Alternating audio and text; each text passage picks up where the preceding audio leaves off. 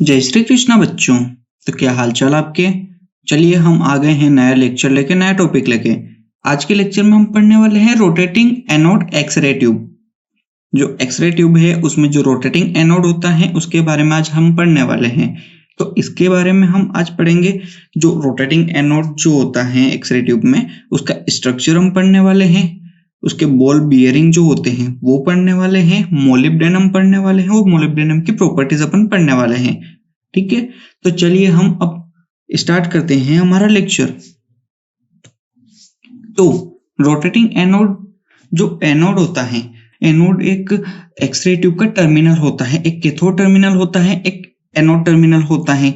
जो दो टाइप के एनोड होते हैं, एक होता है स्टेशनरी एनोड जो कि हम पिछले लेक्चर में पढ़ चुके हैं, और एक होता है रोटेटिंग एनोड जो कि हम इस वाले लेक्चर में पढ़ने वाले हैं। आज के लेक्चर में हम पढ़ने वाले हैं।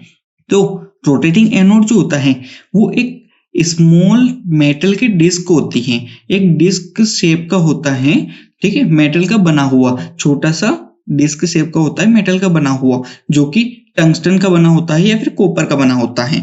तो जो कैथोड टर्मिनल होता है वहां से जो इलेक्ट्रॉन बीम जो होती है, इलेक्ट्रॉन्स जो होते हैं वो स्ट्राइक करते हैं एनोड के ऊपर। तो जो रोटेटिंग एनोड है उसके ऊपर स्ट्राइक करेंगे। तो जो रोटेटिंग एनोड का काम ये होता है कि वो जो इलेक्ट्रॉन बीम है उसको रिसीव करती है और उससे एक्सरे का प्रोडक्शन होता है और वो एक्सरे इमिट करती है। तो जो एनोड है वो कुछ एंगल पे लगाया जाता है। उसमें हम स्ट्रक्चर पढ़ रहे हैं तो स्ट्रक्चर में हम देखेंगे कि जो एनोड है वो कुछ एंगल पर होता है। वो सीधा मतलब कि 0 डिग्री एंगल पर नहीं रहेगा, उसका कुछ ना कुछ एंगल पर रहेगा, जो कि हम आगे लेक्चर में पढ़ेंगे। इसी लेक्चर में हम आगे पढ़ने वाले हैं कि कौन कौन सा एंगल पर रहेगा। तो वो कुछ एंगल पर रहता है जिसके ऊपर बीम पड़ती है, और जो बीम रहती है इलेक्ट्रॉन बीम, उससे एक्सरे का प्रोडक्शन होता है। और एक्सरे का जब प्रोडक्शन होगा उसके बाद जो एक्सरे बीम रहेगी वो एक्सरे बीम जो विंडो होती है हमारी एक्सरे ट्यूब की, उसके थ्रू बाहर निकल जाएगी। ठीक है, तो जो स्टार्टिंग में इसमें प्योर टंगस्टन यूज किया जाता था। जब पहले आई थी रोटेटिंग एनोड एक्सरे ट्यूब आई थी तो उसमें प्योर टंगस्टन का यूज किया जाता था। फिर उसके बाद जो मॉडर्न मशीन्स आई है, जो अभी मशीन्स आई है, उनमें जो 5 to 6% रेनियम मिक्स कर दिया जाता है। 5 to 6% रेनियम मिक्स कर दिया जाता है टंगस्टन के साथ में। तो रेनियम मिक्स करने का पर्पस ये था कि जो हमारा एनोड है, जो हमारा रोटेटिंग एनोड है, वो चटके नहीं, ठीक है, वो वहां से टूटे नहीं। तो इसकी वजह से उसमें रेनियम मिक्स कर दिया जाता है, क्योंकि रेनियम में क्या होता है कि हायर थर्मल कैपेसिटी होती है, वो ज्यादा गर्म हो सकता है। ठीक है, पर प्योर टंगस्टन जो होता है वो इतना ज्यादा गर्म नहीं हो सकता, मतलब कि उसकी जो थर्मल कैपेसिटी है वो इतनी ज्यादा नहीं है। अगर वो थोड़ा गर्म होगा तो वो टूट सकता है। तो इसकी वजह से उसमें 5 to 6% रेनियम को मिक्स कर दिया। तो उसको मिक्स करने की वजह से जो उसकी थर्मल कैपेसिटी है वो ज्यादा बढ़ जाती है, जिसकी वजह से जो एनोड है वो चटकने से बच जाता है। ठीक है, और जो हमारा रोटेटिंग एनोड एक्सरे ट्यूब होता है उसमें जो टंगस्टन और रेनियम जो यूज किया जाता है, अगर वो पूरे में उसको यूज करेंगे तो क्या कि ज्यादा महंगा हो जाएगा, उस पर एक्सपेंस हो जाएगा।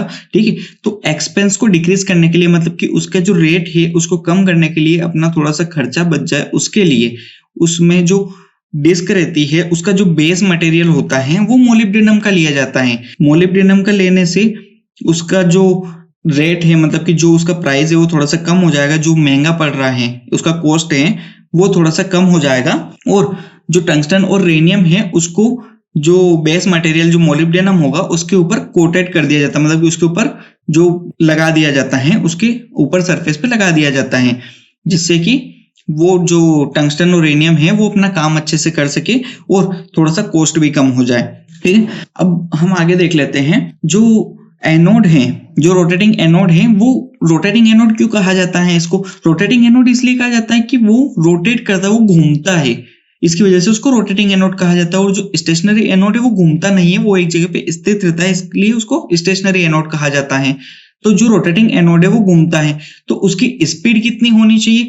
तो जो हाईएस्ट स्पीड है, जो रोटेटिंग एनोड जो जब सबसे ज्यादा स्पीड से जो घूम सकता है, उसकी वो स्पीड होगी 9000 आरपीएम। आरपीएम मतलब कि राउंड पर मिनट, 9000 राउंड पर मिनट। ठीक है, या फिर रोटेशन पर मिनट। तो 9000 आरपीएम से वो उसकी हाईएस्ट स्पीड से घूम सकता है। पर जो अपनी यूजुअल स्पीड होती है, जो अपनी यूजुअली स्पीड जो यूज की जाती है, वो स्पीड 3000 से 3600 मतलब कि 3000 से 3600 आरपीएम की ही रहती है। 3000 से 3600 रोटेशन पर मिनट के हिसाब से ही रहती है। बाकी हाईएस्ट स्पीड भी इसकी यूज कर सकते हैं, मतलब कि 3000 से ऊपर अपन स्पीड यूज कर सकते हैं इसकी 9000 तक, पर जो यूजुअल स्पीड रहती है वो थोड़ी सी कम रखते हैं। ठीक है, चलिए हम आगे बढ़ते हैं। हम इसका इमेज देख लेते हैं, रोटेटिंग एनोड का इमेज कैसा होता है।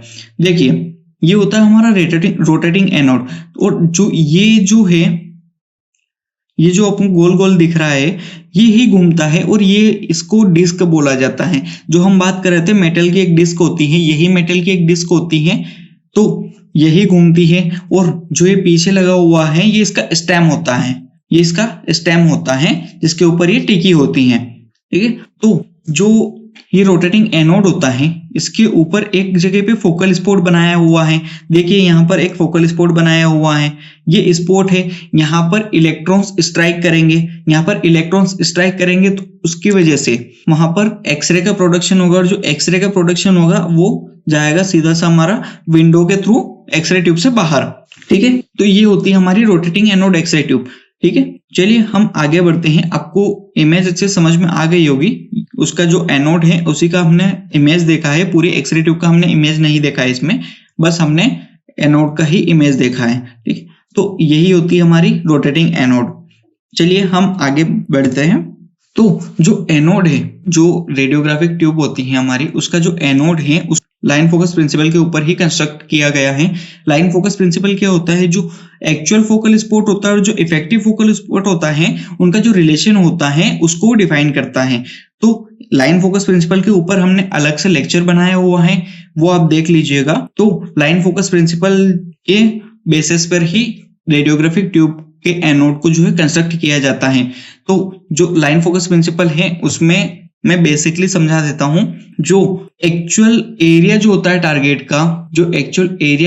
टारगेट का, जहां पर इलेक्ट्रॉन्स स्ट्राइक करते हैं, वो ज्यादा बड़ा होता है, और जो इफेक्टिव जो रहता है, जहां पर जो फोकस बनता है इलेक्ट्रॉन एक्सरे का, वो छोटा होता है। तो इन दोनों का जो रिलेशन है उसको ही डिफाइन किया हुआ है लाइन फोकस प्रिंसिपल में। इसके बारे में डिटेल्ड मैंने दूसरे लेक्चर में समझा चुका हूं, उसमें मैंने वीडियो बना लिया है, वो जल्दी ही पोस्ट हो जाएगा।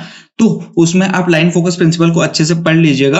अभी के लिए ये याद रखिए कि जो इफेक्टिव फोकल स्पॉट और एक्चुअल फोकल स्पॉट जो होता है, उसका रिलेशन जो होता है उसको लाइन फोकस प्रिंसिपल कहा जाता है। और इसी के बेसिस पे जो रेडियोग्राफिक ट्यूब के जो एनोड है, जो रोटेटिंग एनोड है, उसको बनाया गया है। तो जैसे कि हम बात कर रहे थे एनोड एंगल के बारे में, तो एनोड एंगल जो होता है, एनोड में जो एंगल दिया होता है, जो इंक्लाइन किया होता है टारगेट के फेस को, वो रहता है 7 डिग्री, 10 डिग्री, 12 डिग्री और 17 डिग्री का। ठीक, तो 7 to 20 डिग्री के बीच में जो एंगल दिया जाता है जो एनोड में, उसको एनोड एंगल कहा जाता है। और ये एंगल क्यों देते हैं? एंगल इसलिए देते हैं कि उसकी वजह से जो मॉडर्न ट्यूब है उसमें जो फोकस है वो छोटे से छोटा हो सके, जिसकी वजह से हमारी शार्प इमेज आ सके। इसकी वजह से इसमें एंगल दिया जाता है। चलिए हम आगे बढ़ते हैं। जो हमारा रोटेटिंग एनोड होता है उसमें टेक्निकल डिफिकल्टीज हो सकती है।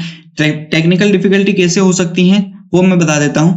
जो कोई भी किसी भी चीज को रोटेट करने के लिए, अगर किसी भी एक्सेस पे कुछ भी रोटेट कर रहा है, तो उसके लिए उसको लुब्रिकेशन की जरूरत रहेगी। तो जो लुब्रिकेशन होगा, अगर वो हम उसको दे देते हैं, अगर हम ग्रीस का यूज कर लेते हैं लुब्रिकेशन के रूप में, या फिर किसी भी ऑयल का यूज कर लेते हैं, तो उसकी वजह से क्या होगा कि हमारा वहां पे वैक्यूम जो रहेगा, जिसमें वैक्यूम क्या होता है वो आपको मैं बता चुका हूं। वैक्यूम होता है विदाउट एनी मीडियम। तो जो वैक्यूम रहता है वो खत्म हो जाएगा, वहां से वैक्यूम नहीं रह पाएगा फिर, क्योंकि उसमें क्या है कि ग्रीस रहेगा और या फिर ऑयल रहेगा, तो वहां पर वैक्यूम कैसे रह सकता है। तो उसकी वजह से हमारी जो ट्यूब है उसमें कुछ ना कुछ बाधा आ जाएगी। जो इलेक्ट्रॉन्स स्ट्राइक करते हैं उसकी स्पीड कम हो जाएगी, तो इसकी वजह से उसमें लुब्रिकेशन तो यूज कर नहीं सकते हम, तो उसमें सेल्फ लुब्रिकेशन यूज करना रहता है। सेल्फ लुब्रिकेशन क्या होता है? सेल्फ लुब्रिकेशन मतलब कि मेटल बॉल बियरिंग जो होता है वो सेल्फ लुब्रिकेशन का काम करता है, मतलब कि वो उसको घुमाने का काम करता है, स्मूथ रोटेशन के लिए यूज किया जाता है।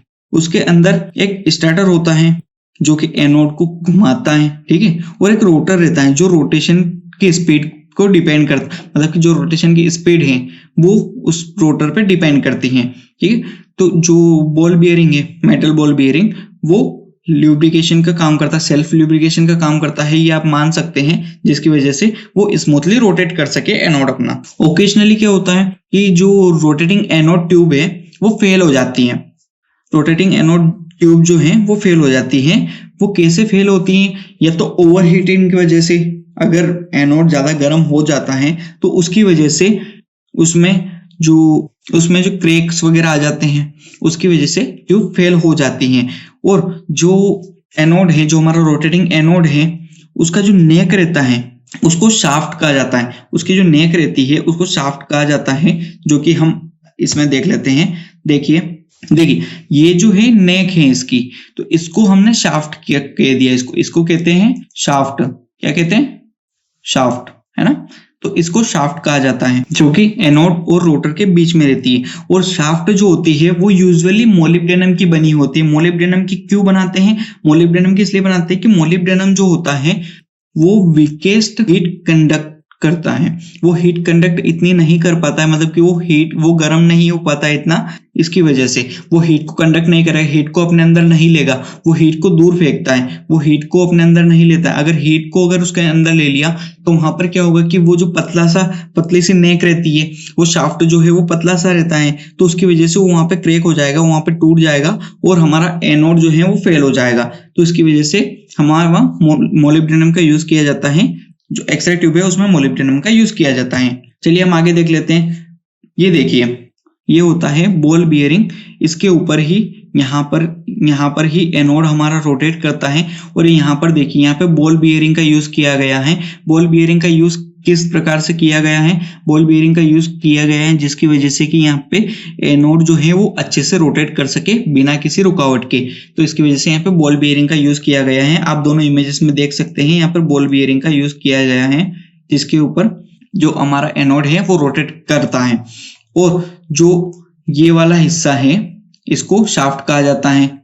जो ये वाला हिस्सा है इसको शाफ्ट कहा जाता है पूरे को, जिसके ऊपर की एनोड रोटेट कर रहा है, ठीक है। चलिए हम आगे बढ़ते हैं। जो मोलिब्डेनम है उसके बारे में हम बात कर लेते हैं। मोलिब्डेनम जो है उसका एटॉमिक नंबर 42 होता है। मैं बार बार पहले भी बता चुका हूं, एटॉमिक नंबर का विशेष ध्यान रखना है क्योंकि ये कॉम्पिटिटिव एग्जाम्स में बहुत ज्यादा पूछे जाते हैं। तो आपको एटॉमिक नंबर याद होने चाहिए जो हमारे एक्सरेज में यूज होते हैं, जो हमारे रेडियोलॉजी जो सब्जेक्ट है इसमें जितने भी मेटल्स यूज होते हैं उन सभी के एटॉमिक नंबर आपको याद होने चाहिए कम से कम, ठीक है। तो जो एटॉमिक नंबर होता है मोलिब्डेनम का वो 42 होता है। और जो मेल्टिंग पॉइंट होता है वो होता है 2623 डिग्री सेंटीग्रेड, मतलब कि 2623 डिग्री सेंटीग्रेड। उसका बॉइलिंग पॉइंट 4639 डिग्री सेंटीग्रेड होता है। 4639 डिग्री सेंटीग्रेड इसका बॉइलिंग पॉइंट होता है। चलिए हम इसकी प्रॉपर्टीज देख लेते हैं। मोलिब्डेनम की क्या क्या प्रॉपर्टी होती है जिसकी वजह से इसको एक्सरे ट्यूब में एज ए शाफ्ट यूज किया जाता है। इसकी जो डेंसिटी होती है वो टंगस्टन से कम होती है, ठीक है, जिसकी वजह से उसका वजन कम हो जाएगा। उसकी अगर डेंसिटी कम होगी तो उसका वजन भी कम हो जाएगा, और उसका वजन कम हुआ तो एनोड अच्छे से रोटेट हो पाएगा। अगर उसका वजन ज्यादा हो जाएगा तो वो ज्यादा अच्छे से रोटेट नहीं हो पाएगा। इसलिए अगर उसकी डेंसिटी अगर कम है, उसकी लोअर डेंसिटी है टंगस्टन से, तो वो एनोड अच्छे से रोटेट हो पाएगा। तो इसलिए इसको बेस मटेरियल के रूप में भी यूज किया जाता है। इसकी पुअर हीट कंडक्टिव है, जैसा कि मैं अभी बता रहा था कि हीट को इतना जल्दी कंडक्ट नहीं करता है, पुअर हीट कंडक्टर है। तो इसकी वजह से क्या है कि शाफ्ट जो रहती है उसके अंदर, जो शाफ्ट रहती है उसके अंदर ये हीट कंडक्ट नहीं करेगा, शाफ्ट में हीट नहीं जाएगी, तो इसकी वजह से शाफ्ट के टूटने का डर कम होगा। और जो रोटेटिंग एनोड है वो हमें पता है कि जो हमने पिछले लेक्चर में जो स्टेशनरी एनोड एक्सरे ट्यूब जो पढ़ी है उसमें मैंने क्लियर बताया था वहां पे कि जो स्टेशनरी एनोड ट्यूब है वो हीट को कंडक्ट करती है, पर जो रोटेटिंग एनोड एक्सरे ट्यूब है वो हीट को रेडिएट करती है। तो हीट को अगर कंडक्ट नहीं करेंगे, मोलिब्डेनम अगर कंडक्ट नहीं करेगा तो हीट जो एनोड है उसके गर्म होने के चांसेस भी कम रहेंगे, तो वो हीट को अच्छे से रेडिएट कर पाएगा। तो इसलिए पुअर हीट कंडक्टर के रूप में इसको मोलिब्डेनम को यूज किया जाता है। इसका मेल्टिंग पॉइंट हाई होता है, ये इतने जल्दी पिघलता नहीं है, इसका मेल्टिंग पॉइंट बहुत ज्यादा हाई होता है। इसकी थर्मल कंडक्टिविटी बहुत ज्यादा अच्छी है, मतलब कि ये इतने ज्यादा हीट को कंडक्ट नहीं करता है, मतलब कि थर्मल एनर्जी को कंडक्ट नहीं करता है, तो ये ठीक है इसकी हीट थर्मल कंडक्टिविटी। और जो इसका कोएफिशिएंट है थर्मल एक्सपेंशन का वो भी बहुत ज्यादा लो है, तो इसकी वजह से मोलिब्डेनम को as a anode x ray tube में यूज किया जाता है, एज ए एनोड बेस और एज ए शाफ्ट इसको यूज किया जाता है। चलिए, हमारा रोटेटिंग एनोड एक्सरे ट्यूब नहीं खत्म होता है। लेक्चर कैसा लगा आप जरूर बताइएगा, और अगर कोई भी प्रॉब्लम आती है तो आप कमेंट सेक्शन में मुझे कमेंट कर सकते हैं, वहां पर मैं आपके सारे सवालों का जवाब दे दूंगा। चलिए, अगर लेक्चर अच्छा लगा हो तो लाइक, सब्सक्राइब और शेयर करिए चैनल को, और अपने सारे दोस्तों तक पहुंचाइए ताकि वो भी रेडियोलॉजी को अच्छे से पढ़ सकें। आगे हम अपने ही लेक्चर पे यहाँ पर कंपटीशन एग्जाम्स के लिए जो एमसीक्यूज होते हैं उनको सोल्व करेंगे, तो इससे जो कंपटीशन एग्जाम्स वाले जो स्टूडेंट्स हैं उनको सभी को बहुत ज्यादा फायदा होगा। तो चलिए, हमारा जो चैनल है उसको शेयर करते रहिए, और जो जरूरत जिसको पढ़ने की जरूरत है उनको बताते रहिए कि इस चैनल पे क्या क्या है, उनको भी फायदा मिले।